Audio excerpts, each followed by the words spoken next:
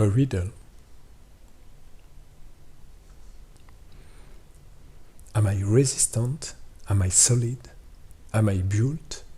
Am I motionless? Am I rare? Am I alive? Am I an object? Am I made out of wood? Am I in the house? Am I an animal? Am I a famous man? Am I here in this moment? Am I?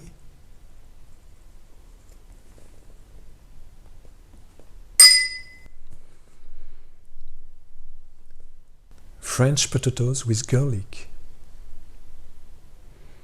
It would be a riddle, it would be a list, it would be poetry. Perhaps it would be poetry, but now I'd like to return to simple activities. And I'd like you would be here with me on the sofa. I'd like you can imagine 1 hour before I cooked French potatoes with garlic. Nick said they come from a small farm, I don't know where. But what I know, they really taste good. We ate together around the large table, Carrie, Monica, Nick, Mike and me. French potatoes with garlic and fresh spinaceous leaves. Not the kind of cooking they used to do here. Then Mike cooked noodles, adding different sorts of powders. Yes, that it's the usual cooking here. And now they are looking at a Japanese horror film. A girl just brought the DVD. Pretty fair girls that I never saw here before. Not as pretty as very brown Lebanese Monica in her ultra-short dress and high heels, with her very sweet, very quiet, almost shy smile. But take care. You never know.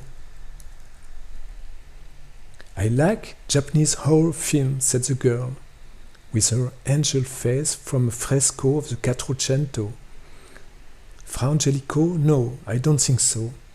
Anyway, a very female fair angel, with a large pink face, wearing a blue clothing opened on a red tunic.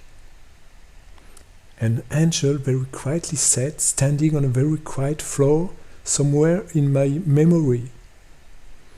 I even produced one, she said. Remember, we were talking about Japanese horror film. Now I can hear some Japanese girl yelling in the lounge, like a background for the African music Nick is listening on his laptop. I can hear the shrieks of murder and rape, as if they were the soundtrack for the Fela Kuti music. Me and Nick, we are working in the large exhibition room. It's a little cooler this evening. Must be 90 degrees instead of 100. I went on the terrace a few minutes ago and took a snapshot. Manhattan in the clouds. I asked Nick, did you hear about this fella's son? He was supposed to give a free concert in Central Park a few moments ago. I wanted to go, but it started to rain. Then I guess they had to cancel. What's his name? Asked Nick. Femi Kuti. He looks very handsome and very black on the Summer Stage website. Strangely, it's a black and white photo.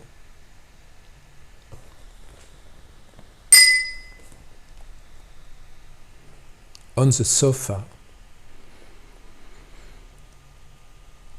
Now you are with me on this dirty sofa. Caution, you have to clean it before sitting, because Jan was sculpting these small plaster buildings for this show in Budapest a few moments ago. And now the sofa is covered with plaster dust. So we could talk about this riddle of mine. What's the idea? Well, I didn't know how to start.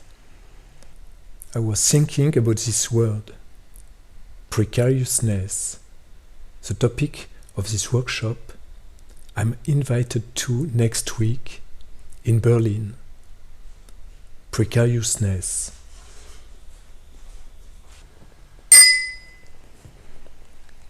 Precarious cells. I thought about it. I even wrote some about the topic. What is it? What can it be? Precariousness. I ended thinking precariousness is a double bind. That did not interest me so much. Neither you. Am I wrong? So I googlized the word and I was propelled in a seminar on Deleuze and Badiou, or a discussion on Freud. Precariousness of the being. Yes, it sounds good. Yes, I am precarious, not only in the sense of mortality, more than that. I am changing. Everything is changing in me at any moment. My cells are changing right now. One of my cells is dying right now. And what will I do without this precious cell? Is there another cell which will replace it? Or is there a line of thought broken in my head? A line of forever interrupt thought?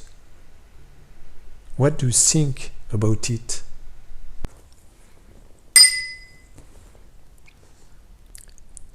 Solo sex. But maybe you're just sleeping at the moment. Maybe you live in an other time zone. Maybe you're sleeping alone. In any case, it is what I imagine, but maybe not. Maybe you're not alone. Maybe you're not sleeping. Maybe you wrote an email to me this afternoon at 5:19. Maybe I found it this morning at 11:20. That means 1 minute later, if you are, let's say, in Vienna. Maybe it's telepathy. Maybe you are in this new apartment you just repented. And it's 4 in the morning now, and you're asleep. Maybe you had sex or self-sex before to sleep, like me this morning, because the tension was too strong. And well, now that we stand here, the most precarious thing in the life, I mean at least for a man, isn't it this very strange thing we get between the legs? How it says hello, then goodbye? Last night we had a film projection here. It was an English subtitled copy of this famous French film from the 70s, Les Valseuses, with Gérard Depardieu and Patrick Devers, who turns crazy because he fails to have a hard-on. And it's very strange when you think about it that a few years later, and this time it's not fiction, Devers takes a gun and kills himself.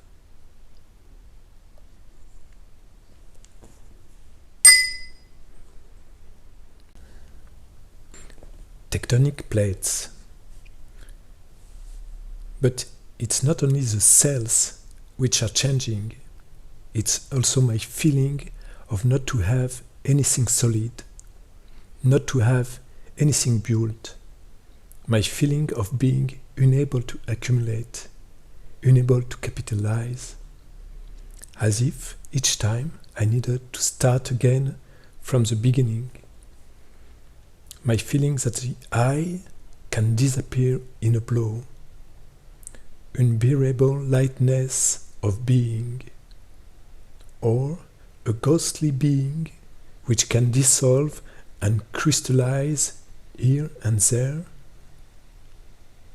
There is a deep crack, I know it. I'm sitting on this crack in a strongly subjected to seismic waves zone.